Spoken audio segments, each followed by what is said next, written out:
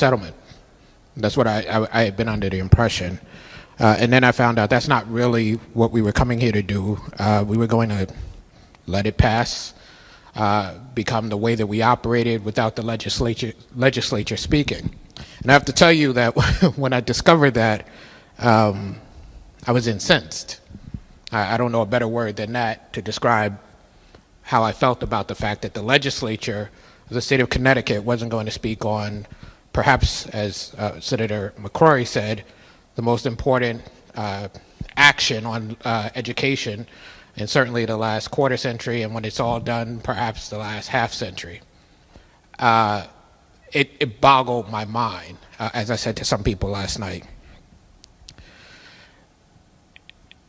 This legislature, since I've gotten here, has been involved, like all legislatures, in a conversation about education. A lot of talk, a lot of concern expressed. Not a lot of meat on that bone, but there's been a lot of concern. And I think just about every politician in the United States runs and talks about the importance of education. And I hear a lot about the messages that we send. And I laugh at that oftentimes because people don't know what the hell we do in this building, let's be real. They know the impact of what we do. And so some messages actually get sent. And one of the times where a message actually gets sent is when the legislature doesn't act on the issue of education, on the issue of inadequate education that some people in the state get, almost by necessity because they are born into certain communities. And this has been going on for a very, very, very long time. And Senator McCrory talked about the history of how we got to the court case that is Sheff versus O'Neill. And when it was discovered that there was more needed and plaintiffs came back and tried to avail themselves of the court process, and the court stayed its hand, there's something that the court said that I think is important for us to remember about why they stayed their hand. And they stayed their hand because they were sure, in their words, they said, we are confident that the energy and goodwill of the people of this state will bring us to the appropriate remedies. And it will bring us to appropriate remedies in a timely fashion so that no further generation would suffer the consequences that brought us to Sheff. Well, here we are, 2022. Is that what happened? No. And I don't understand how anybody expected that to happen, because that energy and goodwill didn't do anything leading up to that point. It is not energy and goodwill that will move us forward. It's thoughtfulness, it's law, it's real action.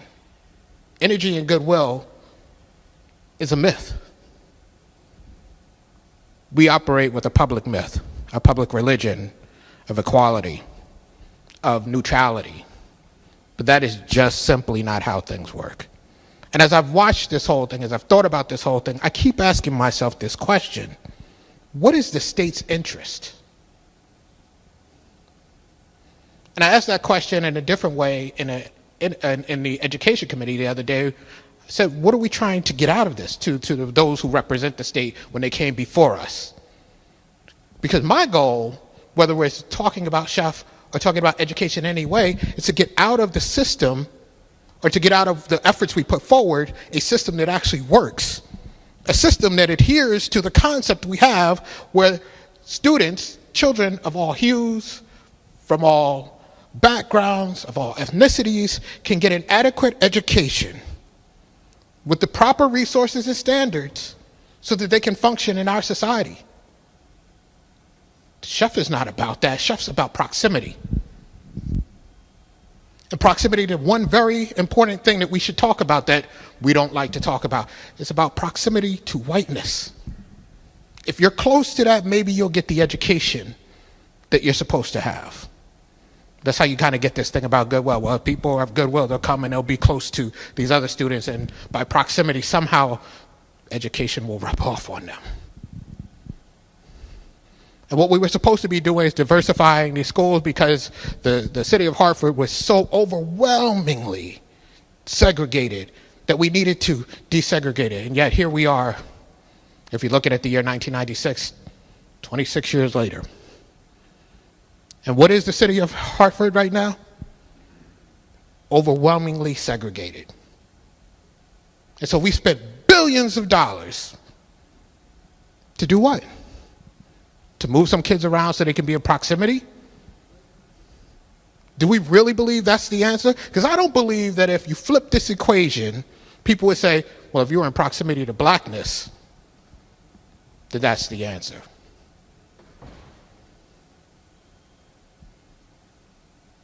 And this is not about spending a lot of time on the issue of race, although I think in our policy we really need to think deeply about race. It's about asking a simple question. Does anybody believe that would be the answer? And let me tell you about being in proximity to what we see as the norm, because that's what whiteness is in this country. It's the norm. So what we're really saying is that if you're in proximity to the norm, which parenthetically means you are not the norm, if you are in proximity to the norm, you might be okay. Not you will be okay, you might be okay. We're experimenting even in that. If you're in proximity to the norm, you might be okay. I know something about this. When I was a child, I was in a school system that didn't really work well. We pretended to live somewhere else so that I could have the opportunity. And I was a really good student, fortunately. And what that meant was I got to go take these tests for all kinds of programs to go live way outside of my community and get a great education and all of the things that some people know about and other people have heard about. And every time I would go take the test, when it was over and I wouldn't do really well on the test, my mother she would apologize to me that I didn't do so well and tell me, you'll do better next time. You'll be able to get in next time. I could have killed those tests easily. You know what happened really? I went there and I looked around and I went, I'm not going to do well on this test. And I looked at the test and I was like, this test is easy. But I wasn't represented there. And this is the kind of thing that we're saying to these kids. Hey, listen, you want to get an education? You got to go to a place that doesn't feel like home. You got to go to a place that doesn't necessarily affirm you. You're not getting affirmed in your school, but at least it's your school. You got to go to a place where you are the other in a very, very transparent way. That's what you have to do to get an education. Because see, we're not going to fix the schools where you come from. We're not going to do something about education where you come from, which, by the way, destabilizes a community, because schools are centers from which communities find stabilization. And it's funny, as I think about this, I think about the conversation this legislature is having this year, not just about education, but about crime, about our approach to dealing with the issue of crime. Put them in jail. Those same people who are the others. Put more things upon them, and they'll do better. It's all nonsense. It's all nonsense. It's not because you're a Democrat or Republican, you're conservative, you're progressive. It's because we know what children need, and we refuse in every way to give that to children. We would go and say, hey, we'll spend all of this money just not to do what we need to do to move these children forward. And here's the thing. You want to talk about messages? The children know it. Think about the first poem I ever knew. Poem written many years ago, 1959. Some people call it We Real Cool. But it's about the 7 pool players at the Golden Shovel.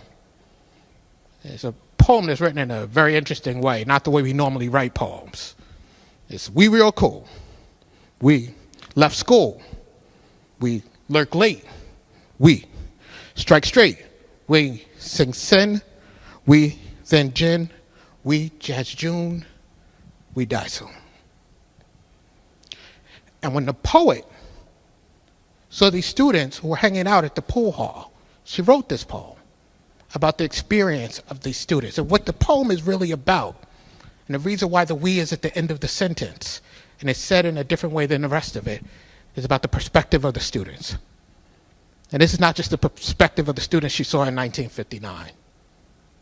It's about the perspective of students we see today. About what they think about themselves. And the we is on the line before left school, et cetera, et cetera. It's on that line before because they're not sure about all of the things that come after. The work that we are doing here will bring surety to the students if we do the work. But what we have done as a state so far has left students in a very similar position to those students in 1959. In a very similar position to where I was when I was a child. In a very similar position to where my now 16-year-old son was when I met him as a fourth grader. Sitting in a classroom, behind in reading, supposedly getting help, but he's one of those people that we don't have to care about. We say we care about, though. He's one of those kids we don't have to care about. He's black. So what we did was we took the kid, we put him in a room, we handed him a book, and said, there you go.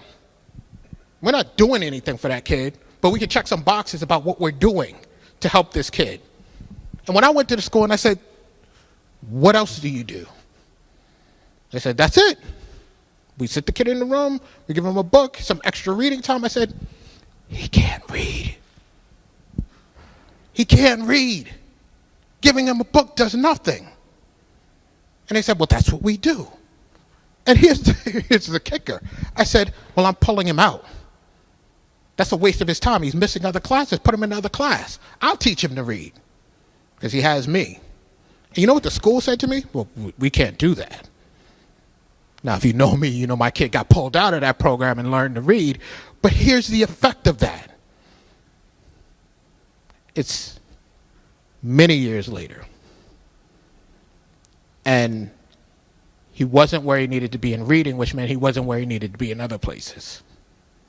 And though this was the sweetest, kindest, gentlest kid, perhaps that I'd ever met, he also was a kid who was not confident in himself. He also was a kid who hid that he was troubled by the fact that he couldn't do the other work. And despite the fact that he has me in his life today, and he's had me in his life for the last 8 years, he struggles every day because of the way that we treat certain people. And we call it education.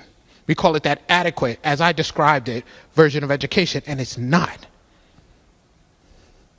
And then we get here, and just like 20 plus years ago, when, as Senator McCrory said, people celebrated with champagne. They thought it was a great thing that the state of Connecticut would not have to do anything, even though later we were required to. They thought it was a great thing. It's a great thing that we have this settlement. To do what? And again, I asked that direct question. To do what? Didn't get an answer. Because as the good senator said, this is about settling a court case. This is not about education. And I don't just mean that this is not about education for the black students as I talk about, because I think that's an incredibly important part of this. This is about all students who aren't getting an education. Not just our inner cities, but even students who aren't black, who aren't in the urban areas, who aren't getting education. They're not getting anything out of this. They're getting treated the same way. White students. We have a responsibility, a constitutional responsibility to educate students. Which is why I asked the question, what is the interest of the state? Because from my perspective, the interest should be to meet that constitutional responsibility. But what I see is an interest in settling a court case, an interest in moving forward, an interest in getting out from under. And that doesn't provide relief for anybody. Goodwill is not going to get us there. Energy is not going to get us there. I don't know if this legislature is going to get us there. And that's sad. I don't know if the next legislature is going to get us there. And that's sad. It's been okay to fail our students. And though I will vote for this, this doesn't say anything different. It's still okay to fail our students and pat ourselves on the back doing it. Thank you, Madam President.